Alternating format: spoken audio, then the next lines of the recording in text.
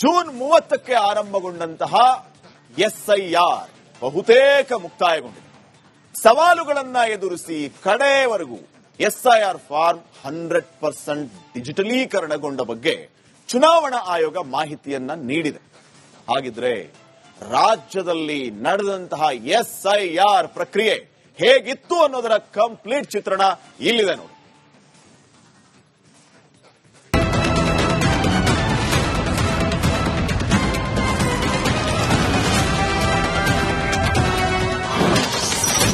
ರಾಜ್ಯದಲ್ಲಿ ಎಸ್ಐಆರ್ ಅವಧಿ ಮತ್ತೆ ವಿಸ್ತರಣೆ. 8ರ ಬದಲು ಆಗಸ್ಟ್ 17ರ ತನಕ ಎಸ್ಐಆರ್. ಕರ್ನಾಟಕದಲ್ಲಿ ಮತದಾರರ ಪಟ್ಟಿ ವಿಶೇಷ ಸಮಗ್ರ ಪರಿಷ್ಕರಣೆ ಅಂದರೆ ಎಸ್ಐಆರ್ ಗಣತಿ ಹಾಗೂ ಮನೆ ಪರಿಶೀಲನಾ ಅವಧಿಯನ್ನ ಭಾರತೀಯ ಚುನಾವಣಾ ಆಯೋಗವು 2ನೇ ಬಾರಿಗೆ ವಿಸ್ತರಣೆ ಮಾಡಿದೆ. ನಾಳೆಗೆ ಮುಕ್ತಾಯವಾಗಬೇಕಿದ್ದ ಎಸ್ಐಆರ್ ಇದೀಗ ಆಗಸ್ಟ್ 17ರ ತನಕ ಮನೆ ಭೇಟಿ ನಡೆಯಲಿದೆ.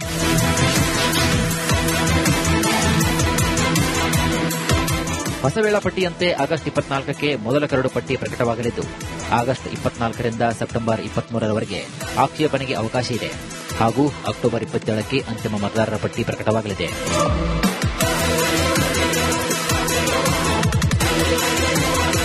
ಎಎಸ್ಡಿಡಿಒ ಅಂದರೆ ಚುನಾವಣಾ ಆಯೋಗದ ಪ್ರಕಾರ ಮತದಾರರ ಪಟ್ಟಿಯ ಪರಿಷ್ಕರಣೆಯಲ್ಲಿ ಗೈರು ಹಾಜರಾದವರು, ಸ್ಥಳಾಂತರಗೊಂಡವರು, ಮೃತಪಟ್ಟವರು, ನಕಲಿ ಮತದಾರರು ಮತ್ತು ಇತರೆ ಎಂದರ್ಥ.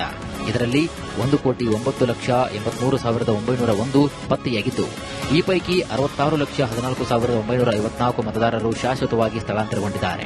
80% ಆಗಿದೆ. ಆರ್ಮಿ ಏರಿಯಾದಲ್ಲಿ ನೋಡಿದರೆ ಅವರೆಲ್ಲರೂ ಶಿಫ್ಟ್ ಆಗಿಬಿಟ್ಟಿದ್ದಾರೆ. ಮತ್ತೆ ಅವರೆಲ್ಲ ಹೆಸರು ಎಎಸ್ಡಿಡಿನಲ್ಲೇ ಸೇರ್ತದೆ. ನಾವು ಎಲೆಕ್ಷನ್ ಕೆಲವು ಜಾಗದಲ್ಲಿ ಪಾರ್ಟೀಸೇ ಹೇಳ್ತಾ ಇದ್ದಾರೆ, ಇಲ್ಲಿ ವೋಟರ್ಸು ಎಎಸ್ಡಿಡಿನೇ ಜಾಸ್ತಿ ಇದೆ, ನೀವು ಕಡಿಮೆ ತೋರಿಸ್ತಾ ಇದ್ದೀರಿ ಅಂತ ಹೇಳ್ಬಿಟ್ಟು, ಅದಕ್ಕೆ ನೀವು ಸ್ವಲ್ಪ ಜಾಗರೂಕ ಆಗಿರಿ ಅಂತ ಅವರು ಸಹ ರಿಕ್ವೆಸ್ಟ್ ಮಾಡಿದ್ದಾರೆ. ಸೊ ಅದಕ್ಕೆ ನಾವು ಎಲ್ಲಿ ನೀವು ಮನೆಯಲ್ಲಿ ಇಲ್ಲ, you are absent or shifted, so automatically it will be coming in the records. ಇನ್ನು ಈ ಮೂಲಕ ಎಸ್ಐಆರ್ ಮತ್ತೆ ವಿಸ್ತರಣೆ ಆಗಿದ್ದು, ನಿಗದಿತ ದಿನಾಂಕದೊಳಗೆ ರಾಜ್ಯದಲ್ಲಿ ಎಸ್ಐಆರ್ ಮುಗಿದು ಹೋಗಿದೆ. ಅಕ್ಟೋಬರ್ 27ಕ್ಕೆ ಅಂತಿಮ ಮತದಾರರ ಪಟ್ಟಿ ಪ್ರಕಟವಾಗಲಿದೆ.